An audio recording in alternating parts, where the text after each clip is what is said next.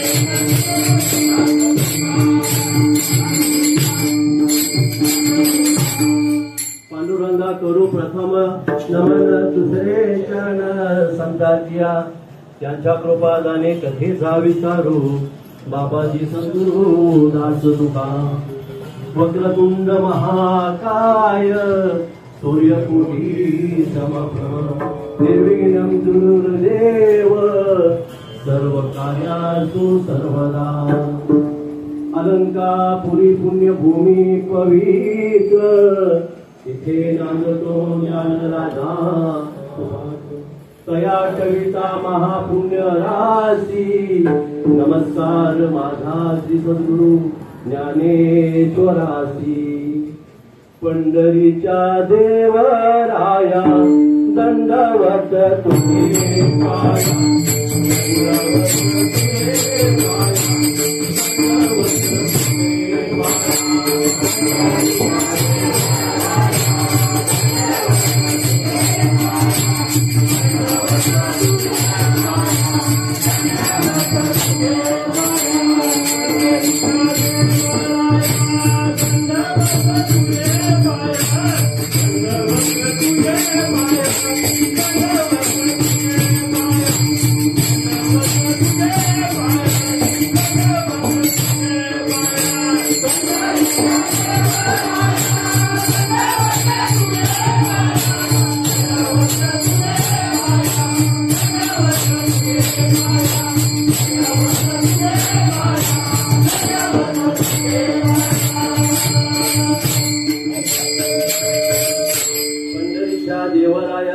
दंडवत तुझे पाया मनोजव मारुतिल्य वेग जितेंद्र बुद्धिमत्ता वरिष्ठम वाताद वालेंद्र श्रीराम दुक्त श्रीराम प्रभदे उपासनेला दूर चालवावे भूदेव संतासी नमावे सत्कर्मी वय घालावे सर्वांची मंगल बोलवावे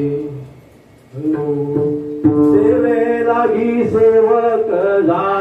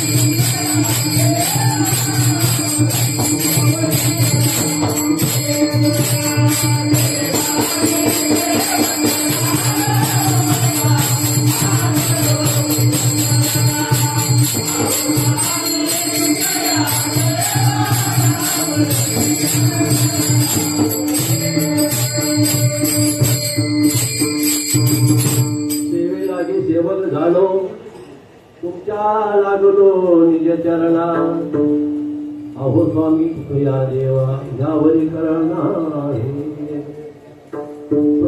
प्रसंगी प्रसंग झालो यावेळी घेतलेला अभंग सर्वांच्या परिचयाचे संत सेना महाराज यांचा 5 चरणाचा नामाचं महिमा आणि नामाचं वर्णन सांगणारा हा अभंग आहे. विठ्ठल विठ्ठल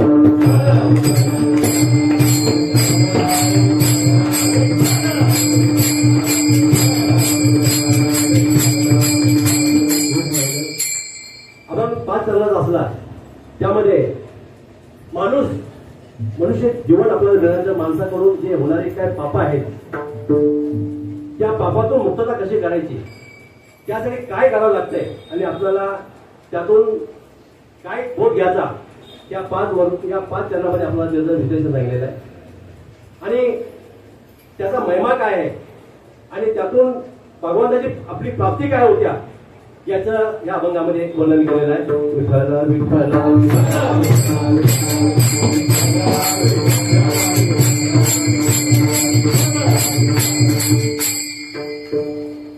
सेवा जगाचे विश्वमौली ज्ञानेश्वर माऊली यांचा 750वा जन्मोत्सव आणि संत तुकोबारा यांचा 375वा वैकुंठ गमन सोहळा आणि त्याला लागून आलेला हा श्रावण मास आणि ह्या मासामध्ये येणारा उद्याचा नामदेव महाराज पुण्यतिथी उद्या बरोबर उद्या आणि त्याच्यानंतर सावता माळीची पुण्यतिथी हा सगळा या कार्यक्रमात आलेला योग आपला म्हणायचा. त्यातून आजचा हा पहिला दिवस माझ्यासारख्या छोट्या कीर्तनकारांकडे आलेल्या तर श्री ज्ञानेश्वर माऊली प्रासाद भजनी मंडळ मानपाडा यांच्या नियोजनातून माझ्याकडे ही सेवा आल्या.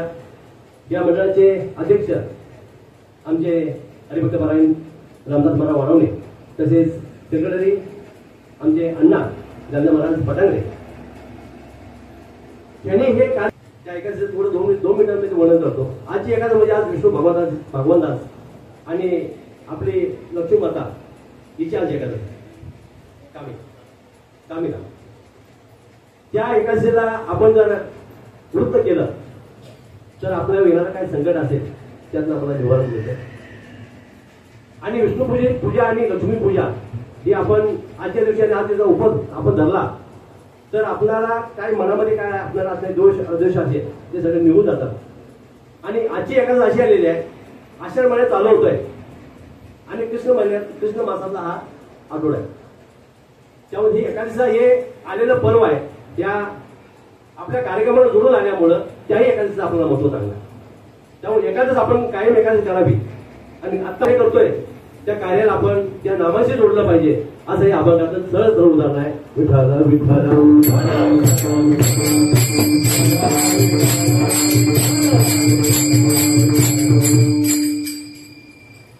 सेना महाराजचा हा अभंग आहे. सेना महाराज समाजाच्या यानं बघितलं ते नाविक समाजाचे होते. नाविक म्हणजे नावी जाती.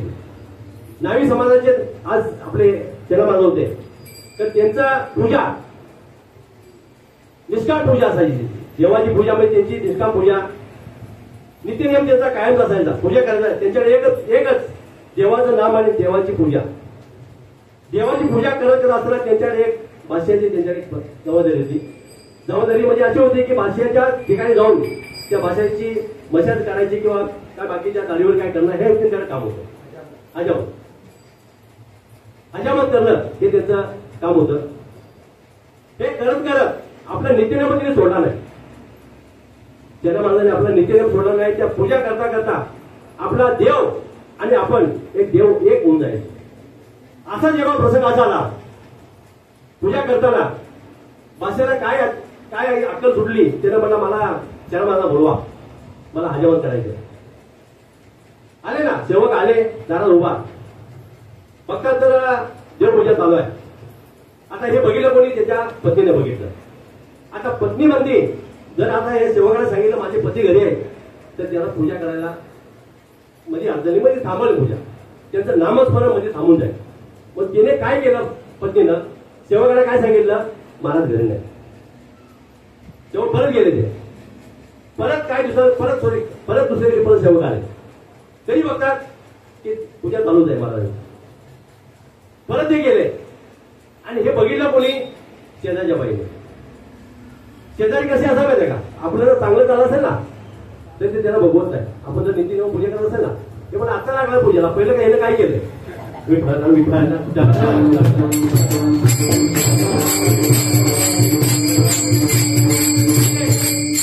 सांगा उद्देश काय माहिती, चांगल्याला चांगलं कधी कोण म्हणत नाहीये, वाईटाला चांगलं म्हणतो, चांगल्याला चांगलं कोण म्हणणार नाही. पण शेवट परत गेले. शेवकाने सांगितलं भाषाला की महाराज घरी नाही म्हणून.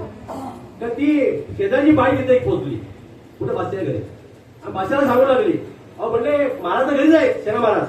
तर त्या बायकोनं खोटं सांगितलं कुणाला, सेवकानं. आला भाषेला राग, तो अगदी हे झाला, तो तापला. तो मला जावा तुम्ही पटकन जावा, जसा असेल तशा पद्धतीमध्ये त्या परिस्थितीमध्ये त्याला सेना घेऊन या. आले सेवक. आता हे बघितलं कोणी, मौलीने बघितलं, देवाने बघितलं की माझ्या भक्तावरती आता प्रसंग असा येणार आहे की पूजा करता करता माझ्या भक्ताला उतरून घेऊन जाणार आहे. कोण, ते सेवक.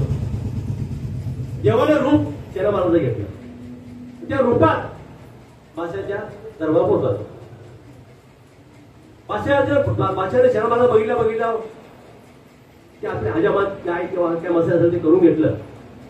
करून घेतल्यानंतर जेव्हा निघाले तर भाषाने त्यांना आवाज दिला, म्हणजे थांबा तुम्ही जाताना काय त्या माझ्याकडे सोन्याच्या मोहरा घेऊन जावा. त्या सोन्याच्या मोहरा घेऊन भाषा आपले हे निघाले, आपले मौली बाहेर पडले, निघाले.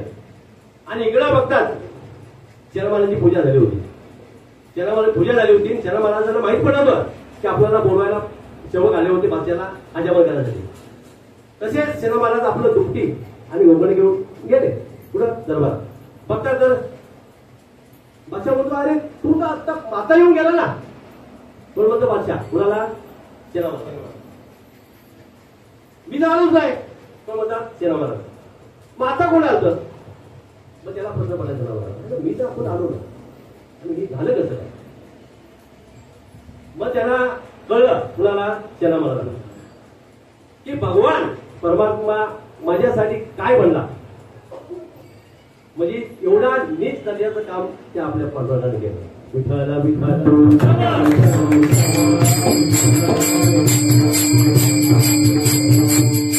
म्हणजे बघा, देव असा आहे ना, आपण त्याला आपलं केलं ना, तो आपल्यासाठी काही करायचा आहे. फक्त आपण तेच झालं पाहिजे. आणि जीवन आपल्याला एक मिळतो, परत परत मिळत नाही. असं करता करता तो सेना महाराज बघायला म्हणला ना, आता हे माऊलीचा आपले एवढे उपकार आहे, आता बस म्हणला, काय नाही, आता एकच करायचं म्हणला, सकाळ संध्याकाळ देवाचं नाव स्मरण. हाती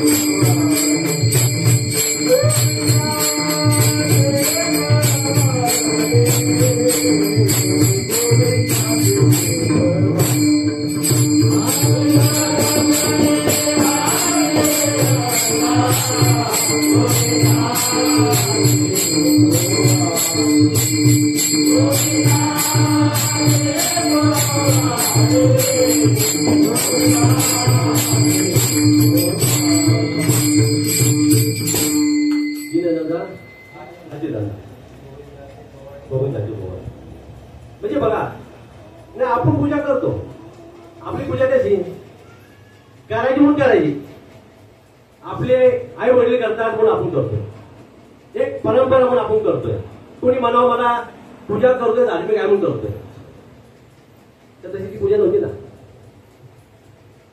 काय झालं, एका गावामध्ये असा ग्रस्त राहत होता आणि त्या ग्रस्ताला तो वारकरी होता. तरी वारकरी होता, तो सकाळ संध्याकाळी त्यावर पूजा करायची. काय त्याला कारणाचं बाहेर जावं लागलं. बाहेर जावं लागलं, बरं पूजा कोणी करायची? मुलगा घरी होता. आईने सकाळ सकाळ मुलगा उठवलं. रोजचा मुलगा 9ला उठणारा आपल्यासारखा, सकाळपासून उठायला लागलं त्याला. आई म्हणली उठ मला, आज तुम्ही बाबा घरी नाही, पूजा करायला लागलं तुला. त्यानं बघितलं, आपल्या पहिल्या दिवशी पूजा त्यानं केली. पहिला दिवस गेला, दुसरा दिवस परत बाळा मला उठ. जसं आम्हाला कधीतरी प्रश्न पडतो, वारं मला कधी 4ला मला भूक करत, 4ला मला उठला का पूजा करायची आहे. म्हणजे आपली पूजा कशी माहिती आहे का? सांगा बे मला बसून. तसं तो मुलगा उठला, दुसऱ्या दिवशी उठला तर म्हणला, ते काय म्हणता येईल, रोज रोज आई उठत्या, रोज उठो मला उठवत्या, पूजा करायची. त्यानं काय केलं, सगळं देव एकत्र केलं, त्या काय बकेटमध्ये बसले आणि गेला विरू घेऊन. आणि विहिरीमध्ये सगळं देव पुढं, त्यातले अर्धे देव गेले खाली आणि अर्धे देव आले वर. आल्यानंतर मग घरी घेऊन आला आणि देव आपल्या देवाला बांधलं एक एक देव. मग आई म्हणते बाळा त्याला गंधवून लावून घे, देवपूजा करून घे. तो काय म्हणतो आईला, आई अगं आज काय गंध लावायची गरज नाही का? अगं आपले अर्धे देव आहेत ना, तिने पाण्यात उडी घेतल्या. अरे बर मग त्यांना 10 दिवस सुद्धा काय तेव्हा आपला काय गंध लावायचा नाही. अरे मला म्हणजे असं काय करतोय, थांब जरा मी जातो आणि जरा बाकीचे देव मी घेऊन येतो. त्यानं बघितलं, आता आई काय आपली ऐकणार नाही. तो आई जशी देव आणे बाहेर पडली तसा हा गेला पळाला. हा गेला कुठं? सासरवड. पहिले तिचे वडील गेले होते. वडील कुठे गेले ते त्याच्या म्हणजे मुलाच्या सासरवडीमध्ये गेले. ते मुला सासरा आणि ते मुलाचे वडील हे दोघंही बाहेर गेले. आता तिथे प्रश्न असा पडला, जावा आलाय. सासूला म्हणते बरं झालं जावा आलाय. म्हणले काम करा मला जावाई, आता तुमचे सासरे पण नाहीत आणि तुमचे वडील पण नाहीये. आता पूजा तेवढं करून घ्या ना. म्हणजे बघा त्याला हिथं करणार, आता इथं आता इथं पूजा करायची. मग सासूबाईला म्हणतो काम करा, सासूबाई मी पूजा करीन तर मला रूम अशी पाहिजे तिथं सुगंधित अगदी अगरबत्ती अत्तर अगदी वास येणार अशी मला रूम पाहिजे. ढील म्हणली म्हणजे म्हणतात ना नाकातली मोठी देवी घाल आणि देवी जावयाचा मान आपल्या मन आहे तसं ते तिला मान म्हणून ठीक आहे म्हणले करा. मग तिनं सगळं साहित्य आणलं बा सजोबाईनं तिनं पूजा चालू केली. पूजा चालू करायचं असताना विठाला विठाला विठाला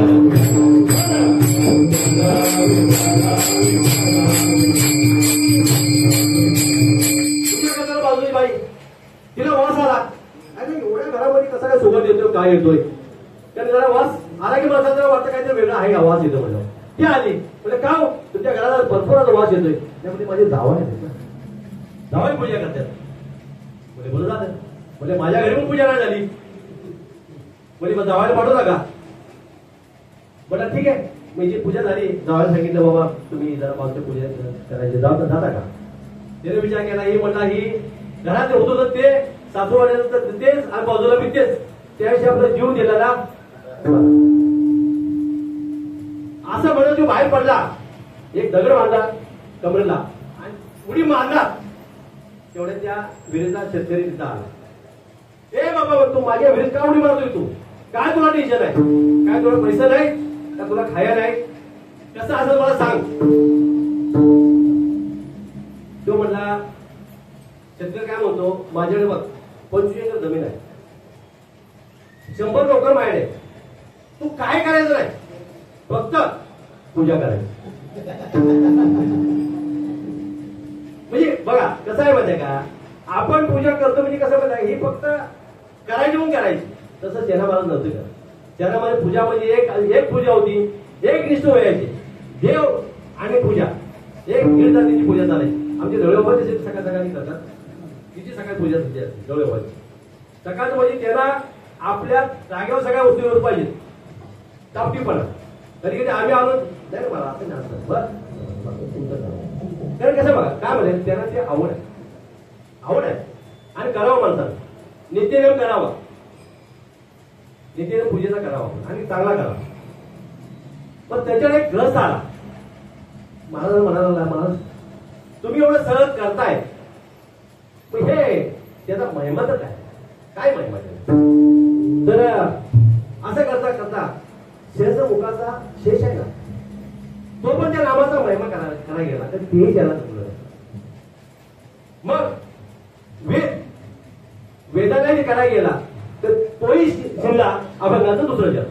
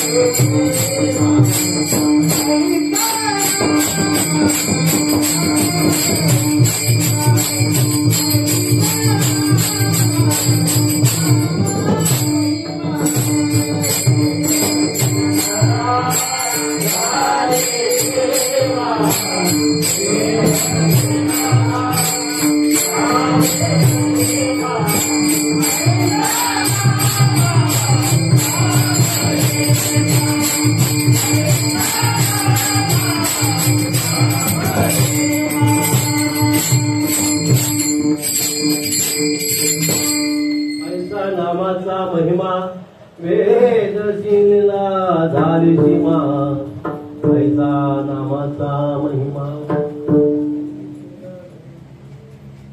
आपण ह्या दुसऱ्या चरणामध्ये बघतोय की ऐसा नामाचा महिमा वेद शिनला झाली सीमा. वेदाला भरपूर महत्व आहे आपल्या ह्या पूर्ण ह्या क्षेत्रामध्ये किंवा ह्या कार्यामध्ये. वेद महत्वाचा आहे आणि तो वेद पण नामाचा महिमा करायला गेला तर त्यालाही तो थकला वेद. वेदा नाही कळला वेदा नाही कळला.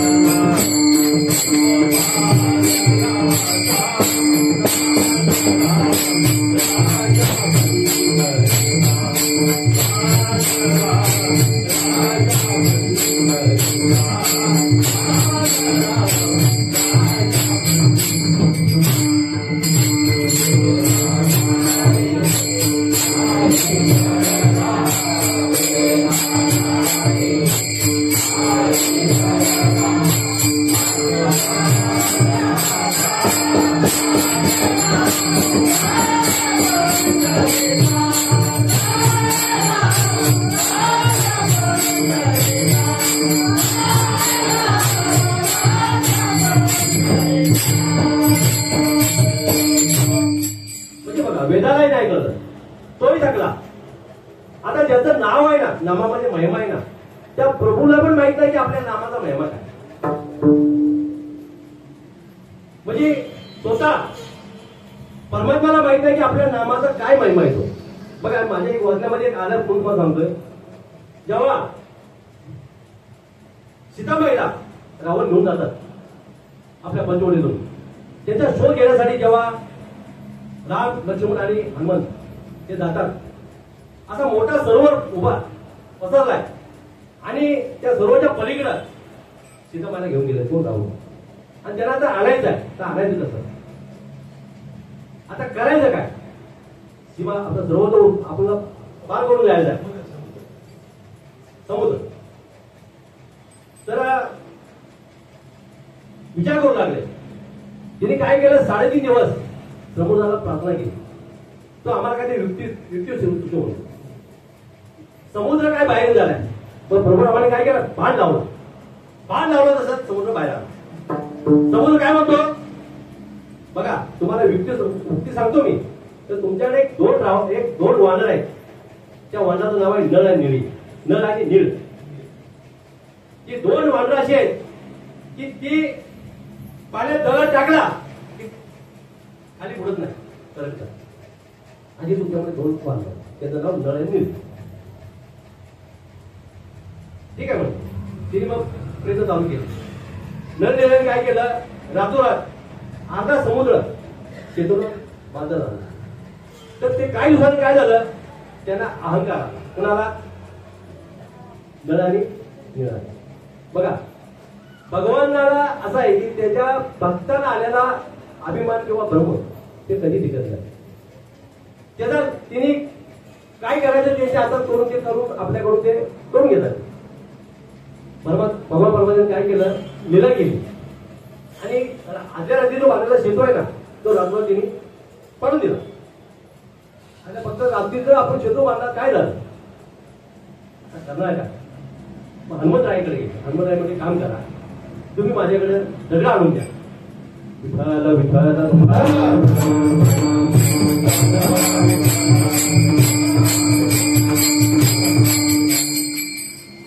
घोडचं होत आहे ना काय होते पण वर्षाच्या उभं राहिलो त्यामुळे मला जरा थोडं वाटायला लागलंय की जरा काय तय कापलं. नाही तुमचं तर आम्हाला मोठं मानायचं नाही. तुम्ही चुकलं आम्हाला एका फटका दिला आम्ही समजून घेऊ. कारण का माहिती का आमच्या मागं कोणतरी आमचा एखादा समजूतदार आणि समजून सांगणारा आम्हाला माणूस आणि तुम्ही त्या आहे. कारण काय माहिती का असं आम्हाला कुठेही विचार करा हे मंदिर सोडून आम्हाला कुठे कीर्तन मिळते.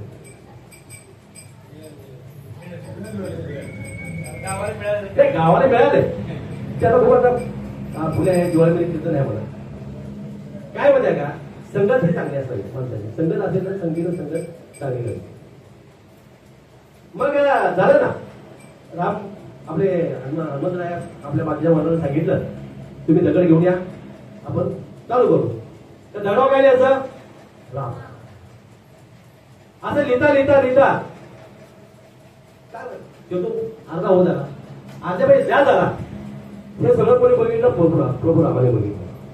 प्रभू आम्हाला वाटलं माझ्या नावाचा दगड तरंगतोय, मग मी एवढा प्रयत्न करून बघायला काय अर्थ आहे. कोण म्हणतंय, प्रभू राम. मग तिने काय केलं, स्वतःच्या नदीत पात्रावर उतरले, नारळ घेतला, टाकला फोडून, परत बुटी एवढा घेतला, तोही पडला. सुपारी एवढा घेतला, तोही दगड पडला. आता कसं असं माहिती का, आपण कधी कधी सायकलवर किंवा मोटरसायकलवर पडलो पण आहे, तर पडल्यावर आपण काय बघतो माहिती का, कुणी आपल्याला बघितलंय, लागले पण बघत नाही पहिले, कुणी मला बघितलंय का. तसं भरपूर काय म्हणतात, आता हे मी टाकतोय माझ्याकडे बुडलाय दगड, हे कुणी बघितलं तर नाही ना. विठ्ठल विठ्ठल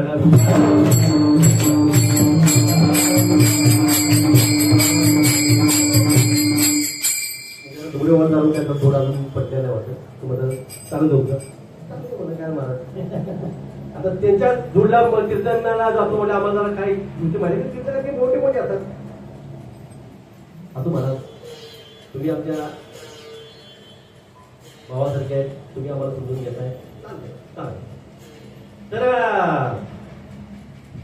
बघितलं तर मागं हनुमंतराय उभा, प्रभूच्या राम म्हणतात मला बघितलं नाही, मागं ओळख बघतात हनुमंतराय उभा आहे. अरे तो कधी आला हनुमंतराय, तुमच्या पहिल्या दगडालाच.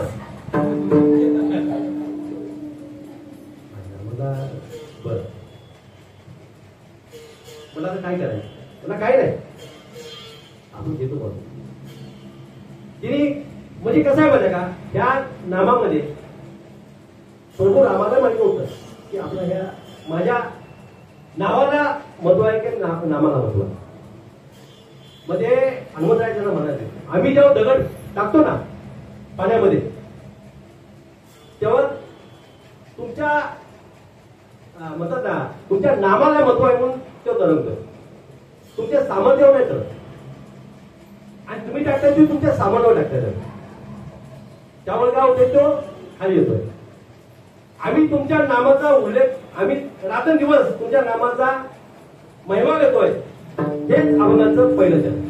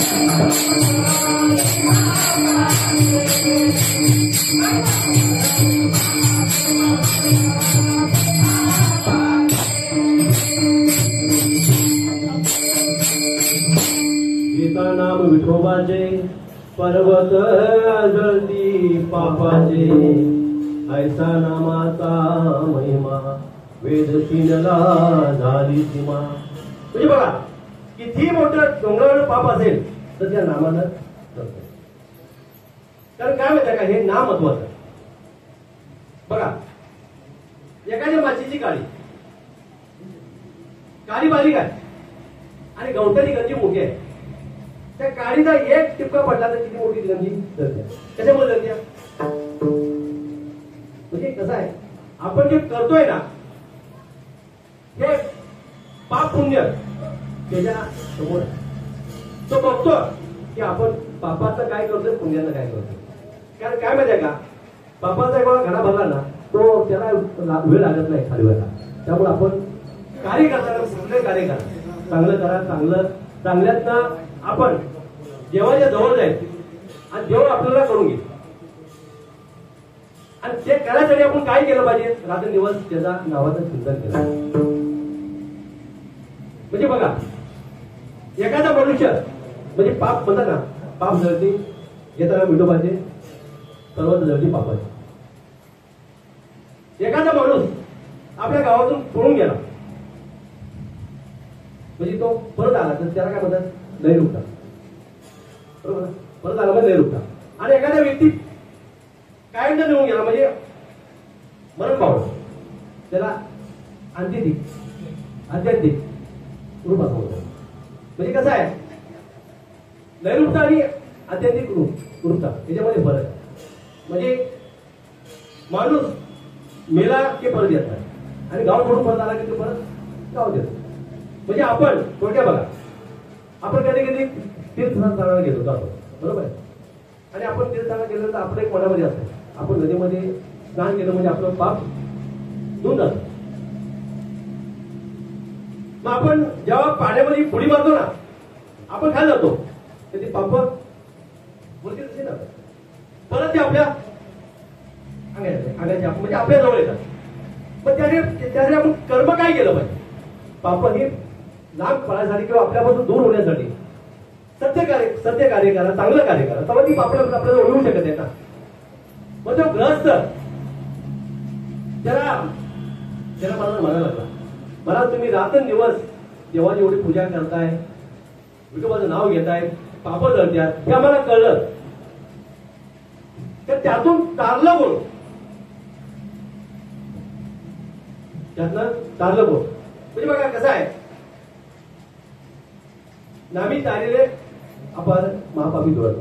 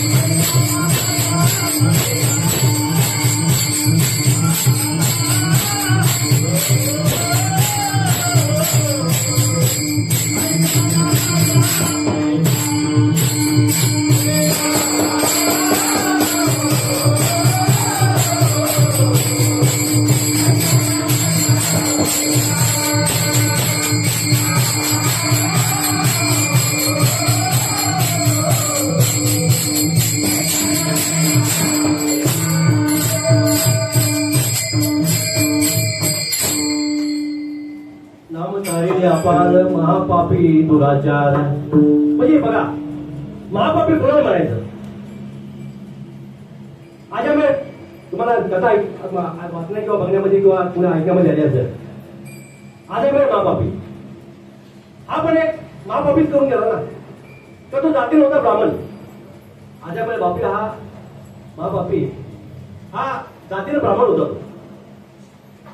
तर त्याच्या हातून असंही घडलं, तो नित्यनेमाची पूजा करायची, देवाची साधना करायचा. असं करता करता तो सकाळी देवाला लागणारी फुलं आल्यामुळे बागेमध्ये गेला. बागेमध्ये गेल्यानंतर तिथे एक सुंदर अशी स्त्री उभी होती आणि त्या स्त्रीला बघितल्यानंतर महाबापाचं मन नाही म्हणत. तो स्त्रीला आपल्या घरी घेऊन आला. घरी घेऊन आल्यानंतर म्हणजे बघा, एवढा ब्राह्मण कोणाला आजमळे असणारा पण त्याच्या मनामध्ये पाप आला. पाप आल्यानंतर त्या स्त्रीला घरी घेऊन आला. म्हणजे आता पण त्याने केलेलं चांगलं कार्य, म्हणजे प्रत्येक ठिकाणी त्याला कुठे पूजेला बोलवायचे लोक, चांगल्या ठिकाणी चांगल्या कार्याला त्याला हातभार किंवा पूजा काय असेल तर त्याला बोलवायची. ते लोक बोलवायची बंद झाली ना पाप केल्यामुळे. त्याला तो घरी घेऊन गेला. आपल्या घरी आई वडील होते, पती होती, आपली पत्नी होती, मुलं होती. त्या मुलाला बायका मुलांना आई वडिला सगळ्या घरात बाहेर काढलं. तर कुणासाठी? त्या बाईसाठी. आणि त्या बाईसोबत संसार करू लागला. काय दुसरं असं झालं, ती बाई अशी होती की तिला पैसा पाहिजे. ती पैशाची भुकेली होती. आता करायचं काय? आता ब्राह्मण कोणाचं असून पूजा करणं बंद झालं, पैसा येणं बंद झालं.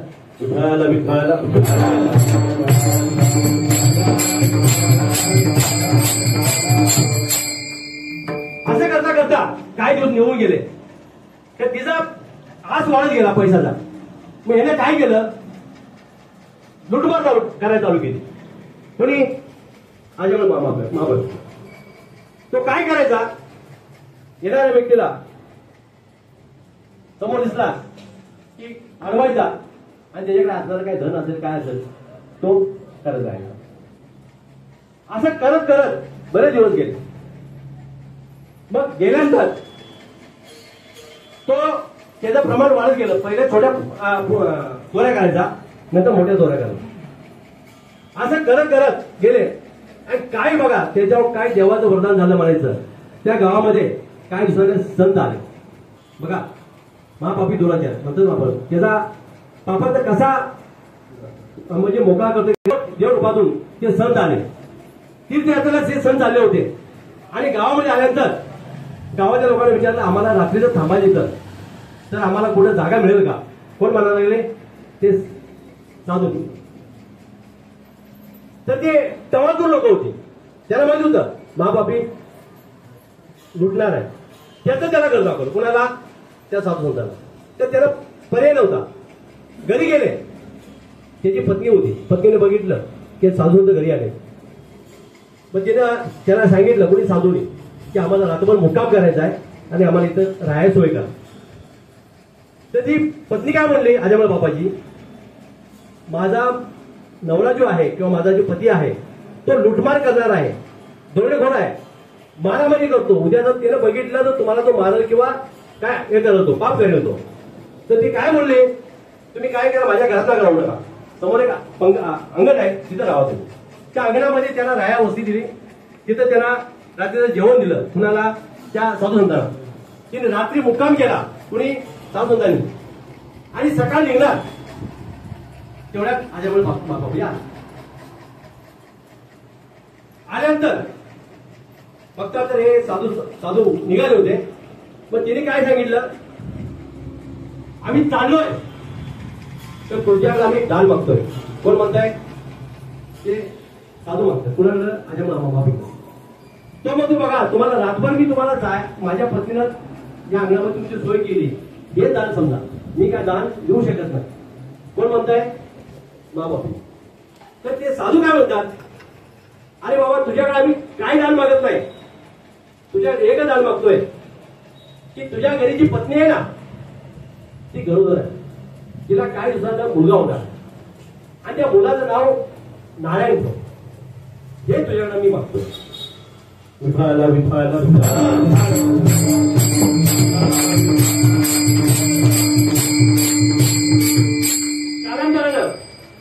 कालांतरानं माबापी वयानं थकला गेला, आजारी पडला तो. आजारी पडल्यानंतर त्याला त्या आपल्या मुलाचं एक ओढ लागली होती, मुलगा थोडा मोठा झाला होता. मग तो मुखातून नारायण नारायण नारायण असं म्हणत गेला होता. असं म्हणता म्हणता नारायण, अरे मला भूक लागली ना, नारायण मला पाणी आणून दे ना, नारायण. म्हणजे त्याचा रात्रंदिवस तो जप चालला. कशामुळं? नामाच्या महिमा. म्हणजे बघा, नामे तारेले अपार मापापी. म्हणजे कशामुळे कोणाचा नाश होतोय?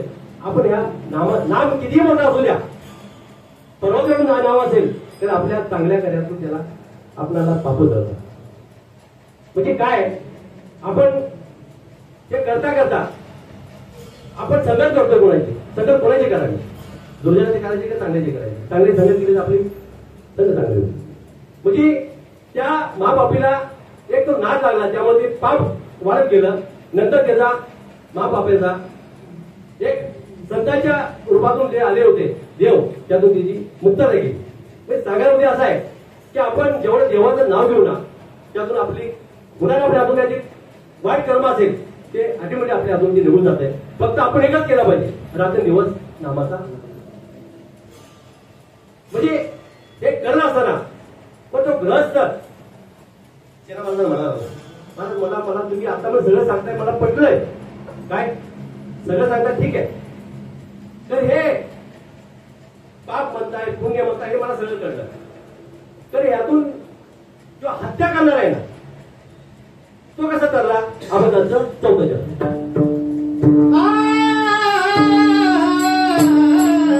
वाल्या कोळी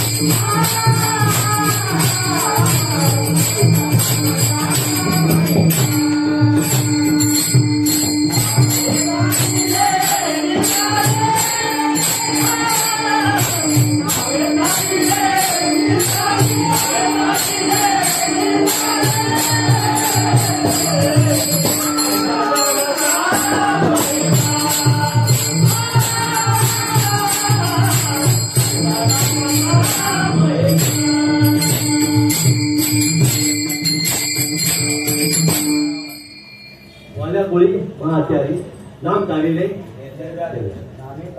नामी तारिले. म्हणजे बघा, वाल्या कोळ्याचा पण तिथं उद्धार झाला नाही, तो पण पापी होता ना. कोण? वाल्या कोळी. वाल्या कोळी म्हणजे कसं आहे, तो पण काय बघा, वाल्या कोळी मानाचा तो एक आपल्या रामाचा आपला गुरु. रामकथे म्हणजे बघा, रामायण लिहिलेलं आहे, पुढे सांगतो मला कसं लिहिलंय ते असेच. वाल्या कोळी आहे ना, तो पण चोरी करायचा, तोही लुटमार करायचा. असं करता करता त्याचंही पाप वाढत गेलं. कुणाचं वाल्या गोळीचं. ते जे करायचं ना ते आपला उदरनिर्वाह म्हणा, आपल्या परिवाराचा उदरनिर्वाह करण्यासाठी तो म्हणजे चोरी करायचा. तर चोरी करता करता त्याचं पाप वाढत गेलं. तो काय करायचा, येणाऱ्या जाणाऱ्या व्यक्तीला जागेवर रस्त्यावर उठायचा, असणारं सगळं धन काढून घ्यायचं. असं करता करता हे पाप वाढत गेलं. आणि कालांतराने काय झालं, आपले नागमहर्षी त्या वाटेने जात होते. भक्तांचा जो महापापी उभा होता. महापापीला विचारलं, अरे बा काय करतोय? ते बोलतात, हे कंबरेवाला तुला दिसत नाही मी काय करतोय? कोण म्हणताय? महापापी आपल्या वाल्या बोलला, काढ तुझ्याकडे काय धन असले काढ, कॅश काढ कॅश. तू नारबोली काय होता, अरे माझ्याकडे काय काय विना काढला समोर ठेव, मला हेच माझं धन. कोण म्हणतोय? नागबन. मग तो वाल्या गोळी म्हणतोय, अरे मी तर जाण्याला लुटतोय, तू मला हे काय देतोय मला? मग नारळ असे म्हणायला लागले, आज तू एवढा करतोय कोणासाठी करतोयस? तू तुझ्या मुलाबाळासाठी, की तुझ्या आईवडिलांसाठी, की तुझ्या पत्नीसाठी? तू म्हणला माझ्या परिवारासाठी मी करतोय. कोण म्हणताय? वाल्या गोळी. विठ्ठलाला विठ्ठल.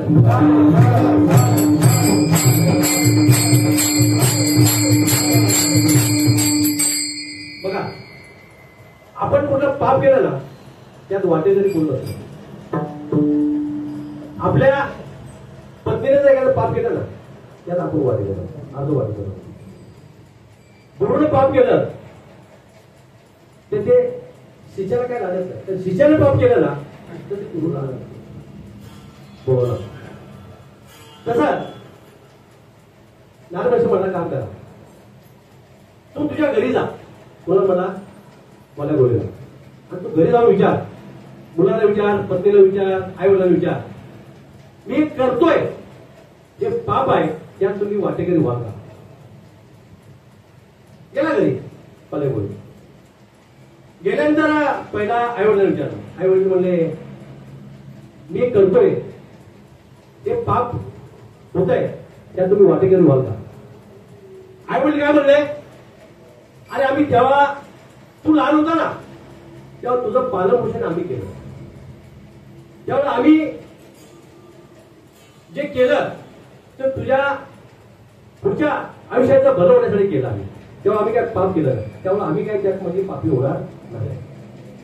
मग गेला मुलं म्हणली, मुलाला म्हणला, मी जे करतोय त्या पापामध्ये मी भाग घ्याल? मुलं म्हणली, हे तुमचं कर्तव्यच आहे, तुम्हाला आम्हाला जन्म देणे हे तुमचं कर्तव्यच आहे. मग गेला पत्नीकडे. पत्नीने गेल्यानंतर पत्नीला विचारला, म्हणला मी जे काम हे पाप करतोय त्यात तू भागीदार होतील का?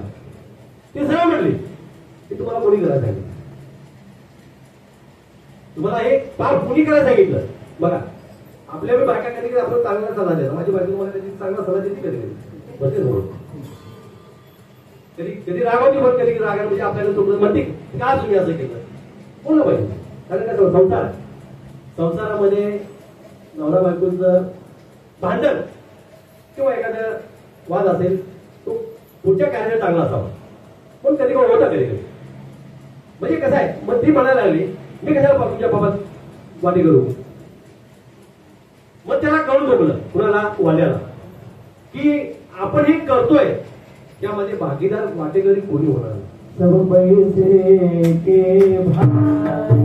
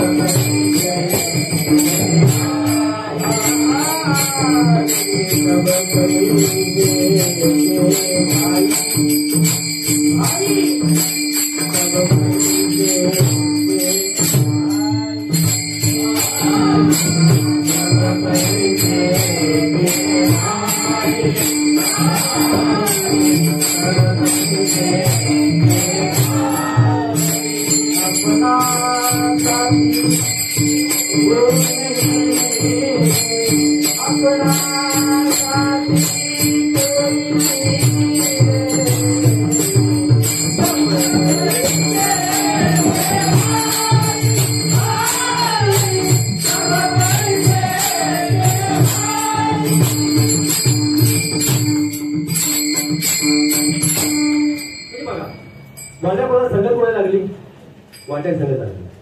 म्हणजे बघा, संगत माणसाला जसं एक पाण्यात थेंब आपल्या गवताव पडायचं तिथली ठिकाणी शोभा वाढवतो, किंवा एक पाण्यात थेंब नागाच्या वरती पडायचं त्याचं विष बनतं, किंवा आपण तेच पाणी उसाला गेलं तर ते उसाला बोलवायचं, तेच पाणी मिरची झाला गेलं तर ते तिखट बनते.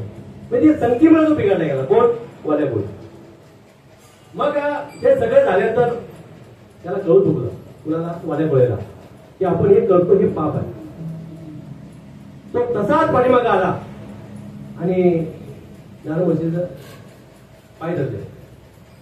तर ज्यावेळेला तो नारळवशी सांगत होते ना, तू मला घरी जाऊन तू विचारून ये, तर त्याला विश्वास नव्हता. आता मी तर सांगायला गेलो म्हणजे नारळवशी सांगत होते तू घरी जाऊन विचारून ये. मला कोणी म्हणला की मी जर सांगायला पुढे गेलो तर तू पुढून जातील ना. कोण? नारळवशी. मग नारळवशी काय म्हणले त्यावेळेला, मला हवं तर तू झाडाला बांधून ठेव, मला विश्वास आहे ना, तू झाडाला बांधून ठेव आणि तू विचारून ये. जर तुला सत्य पटलं काय अर्थ नाही. पण ते करायला गेला का ते पाप त्याचं काय कमी झालं, त्यात काय वाटे करून झालं नाही. तो तसाच मागे आला, जिथं नागवर्ष उभं होते तिथं आला, त्यांचे पाय धरले. कोणी? वाले कोणी. म्हणजे महाराज तुम्ही सांगता बरोबर आहे, ते मी करत होतो, जे पाप कार्य करत होतो त्यात माझा कोणी वादे करणे. मग आता तुम्हीच माझे गुरु, मला सांगा पुढे काय करायचं. पण नारळ म्हणजे काय म्हणले त्याला, मला काम कर, तू काही करू नको, ती केलेलं पाप आहे ना ते तुझ्या देवाच्या नावानं ऑटोमॅटिक जाईल.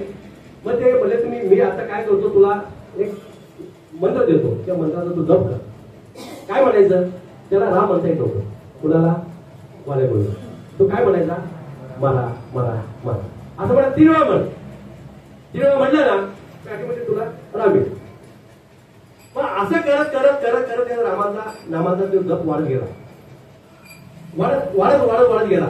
मग त्यालाही सांगितलं मी तो पण परत येत नाही. कोण म्हणतो? वाले आपला नारळवशी. कोणाला? वाल्या गोळीला. तो पण तुझा हा जप चालू ठेवायचा. आणि ते तिथून निघून गेले. विठ्ठल विठ्ठल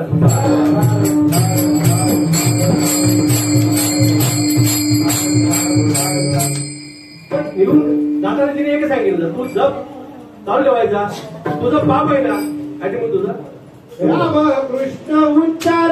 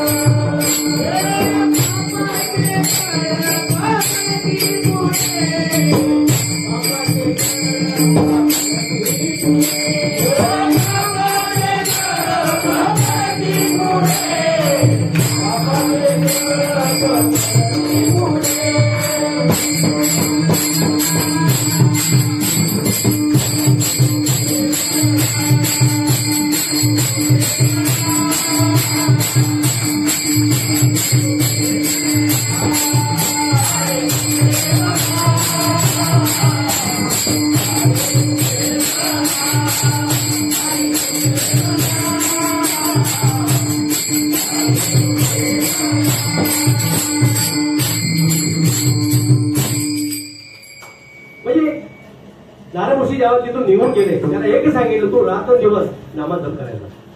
असे करत करत करत काही दिवस गेले. असं झालं तो त्याचा जप एवढा वाढत गेला, तो वाल्या कोणी ना ज्या ठिकाणी जप करतो ना तिथं वाढून तयार झाला. वाढून म्हणजे एवढा दिवस जप केला तो देव आणि तो जप एक होऊन गेला. तो कालांतरानं नारळवशी तिथून जात होते. बघितलं तर राम राम असा आवाज येतो. पण जवळ गेले वाढवतो आणि बघतात ते इथून आवाज येतो. मग तिने काय केलं, हातानं ते वाढून साईडला गेलं. तर हा वाल्यामुळी वाल्मिकी झाला. तो जेव्हा तिथून त्याला बाहेर काढला, कुणाला? वाल्मिकीला. आणि त्यावेळेला तो त्यातून तो वाल्मिकी झाला, म्हणजे वाल्यामुळीचा वाल्मिकी. नाम जपता चंद्रमौळी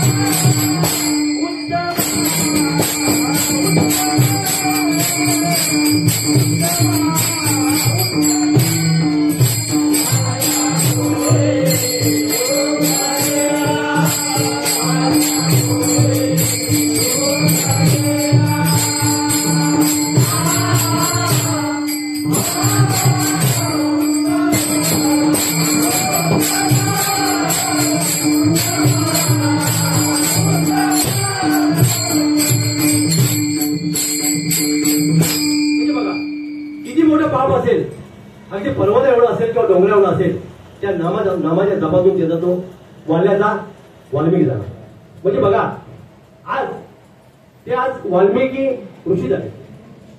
आज तिने आपल्या प्रभू राम जेव्हा जन्माला नव्हते आले ना, त्याच्या अगोदर त्यांनी रामायण लिहून ठेवले. कोणी? वाल्मिकी. कीर्ती वाढवली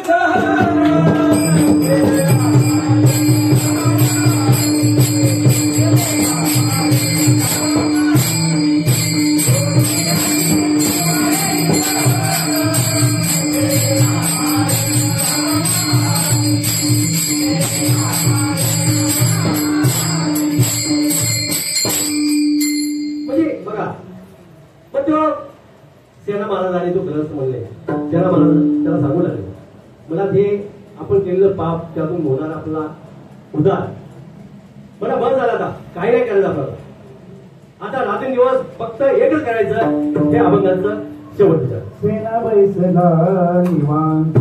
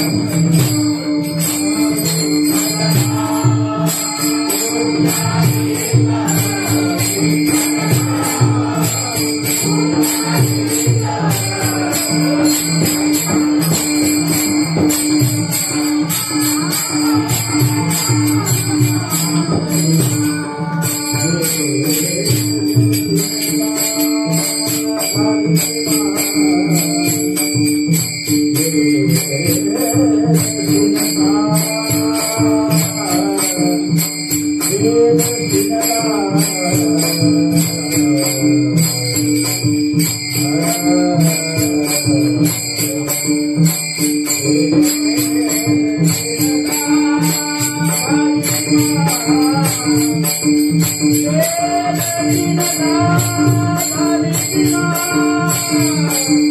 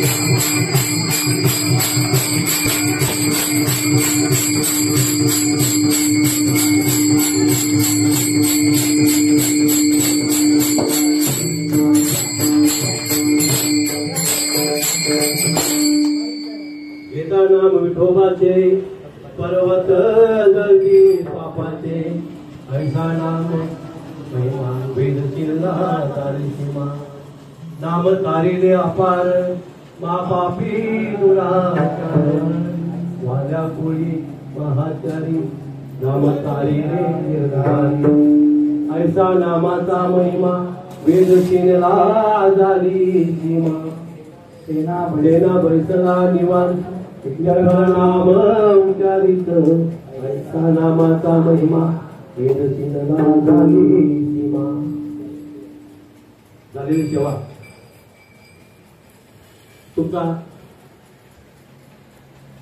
भाऊ म्हणा किंवा मुलगा म्हणा किंवा काका म्हणा काय चुकला असेल तर माझ्या बुद्धीचा दोष समजा चांगला असेल ते माऊलीचं घेऊन जावं तुमच्या आयुष्यामध्ये जेव्हाकडे काही नका मागू फक्त एकच मागा जेव्हा तो जन्म मला दिलाय फक्त सत्कर्म करायचे वाईट कर्माची मला कुणाची नजर लावू देऊ नको तुझ्याकडे काही मागत नाही फक्त मला हा जन्माचं फक्त माझ्या सार्थक होऊ द्या हेच मागा येता वेळेमध्ये झालेला कीर्तन सुद्धा माझी सेवा मी माऊलीचे ठेवतोय मला ज्यांनी मी ज्यांना गुरु मानलं ते माझे हरिभक्त महाराज रामकृष्ण महाराज सानप त्याचं मागाशी नाव घेतो विसरून गेलो त्याचा माझा पूर्ण माझा आशीर्वाद द्यायचा आहे तसेच ज्ञानेश्वर प्राचार्य मंडळाचे सर्व हरिपाठ असेल आपले सर्व गाड्यांमध्ये असेल वादक असेल किंवा आपले नितीनवरचे काकडा घालायला असेल किंवा महिला वर्ग असेल किंवा पुरुष वर्ग असेल या सर्वांनी त्या कार्यक्रमाला शोभा वाढवली त्यामध्ये सर्वांचं मला आभार व्यक्त करतोय चुकून एखाद्या नावाचा उल्लेख राहिला असेल तुमचा भाव समजून मला क्षमा असावी मगाशी उल्लेख जो केला होता जेस महाराज बँकेकर त्या संचालक पदासाठी जे निवडून आलेले सर्व उमेदवार त्याच्या पुढच्या कार्यासाठी आमच्या सर्व वारकऱ्यांच्या वतीनं मी शुभेच्छा वाहतोय आमचे कवार साहेब असेल आमच्या चेअरमन गीतांजली शेळके यांचं पण चेअरमनपदी निवड झाल्याबद्दल त्यांचं पण आपल्या या वारकऱ्यांच्या वतीनं मनापासून आभार व्यक्त करतो तसेच या कार्याला ज्याचा हातभार लागलाय तसे आमचे अरविंद गिरी मोठ्या रिफाईन केंद्राचे जे अध्यक्ष आहेत त्यांचं पण या कार्याला हातभार आहे त्याचं पण मनापासून आभार व्यक्त करतो आज फक्त तुम्ही काय केलं मला आज एखादं साहेब बोलू नये फक्त आज तुम्ही काय केलं डाळ भात खा उद्यापासून तुम्हाला उपमा जिलेबी मोती लाडू म्हणा किंवा चांगले चांगले कीर्तनकार बासुंदी हे फक्त कसं आहे फक्त डाळ भात तर काय म्हणलं माझ्या का मगाशी बोललो ना मी ओव्हर आणि परकार बोलणार माणूस आहे तुम्ही वर्षात सेवा आपली होती ना ती वेळेवाकडे सेवा आपला मानून घेतोय मानून घेऊ द्या ना चांगला आहे ना सेवा करते ना आपल्याकडून येऊ बघून घेईल पुढच्या कशी करायची तुला असं तर समजून घेऊ असं नको असं कर आणि आम्हाला मार्गदर्शन आम्हाला चांगली मिळाली जाईल मला जरा कधी ह्या गोष्टीची आहे का वाढव महाराजांच्या डोळ्यात आपण झाल्यामुळे ती नाही आवडतो मागायची फोन केला महाराज पेटा माझा कुठे येतात महाराज मी घरी बांधतो अहो महाराज इथे बांधतील मला घरी घेऊन मला दर्शन द्यायचं बघा एवढा मोठा व्यक्ती असून ती व्यक्ती मला काय म्हणते महाराज तुम्ही माझ्या घरी या मला दर्शन तुमचं घ्यायचं म्हणजे मी बघा मी माझ्या मनाचा मोठा करतो मला जेव्हा की तुम्ही माणसं भेटलेत ना मी जीवनामध्ये काय कमवलंय ती तुमची जेव्हासारखी माणसं आयुष्यभर मला एखादं मरण केले आलं ना तर मी म्हणणार नाही चांगले कार्य करून जाऊ आणि देवाला हेच म्हणतोय माझ्या हातून आता होणार पुढचं कार्य असेल ना ते चांगलंच आहे आणि अशी तुझी सेवा माझ्याकडून उतरवून माझ्याकडून करून घे एवढं बोलतो आणि मी तर थांबतो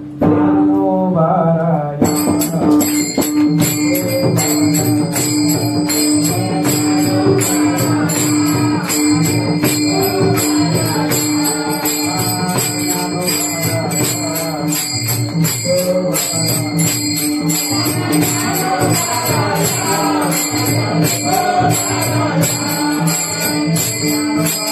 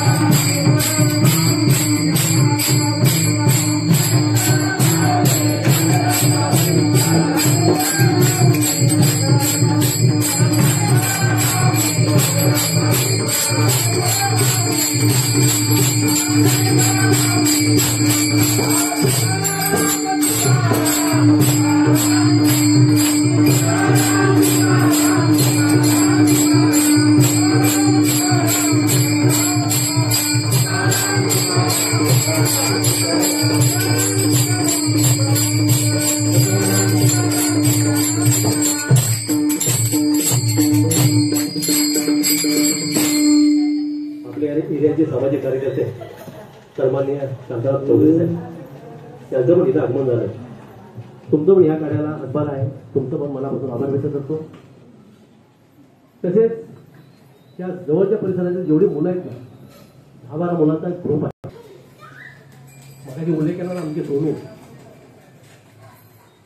त्या मुलीनं जे मुलावरती जे ना ती मुलं आहेत ना बाल गोपाळ मित्रमंडळ तिने नाव ठेवलं. ती मुलं संध्याकाळचं रोजची आरती, कपडे बदलणं, कपडे घेवणं हे सगळे मुलं करतात. त्यामुळे त्या मुलांच्या आई वडील त्यांची कुश किती पवित्र असेल की तुमच्या पोटी अशी मुलं जन्माला आहे. माऊलीकडे हेच प्रार्थना करेल की येणारी पिढी आहे ती अशा मुलांचे बोध घ्यावा आणि देवाच्या शाळेत राहून देवाजवळ असलं ना तर ते देवाचं एक होतील. मग ह्या मुलं जी करतात ना त्याबद्दल आमच्या सर्व वर्गाच्या वतीने त्या मुलांचं कौतुक आणि सगळ्यांनी टाळ्या वाजवत त्यांच्यासाठी. शेवट विठ्ठल जय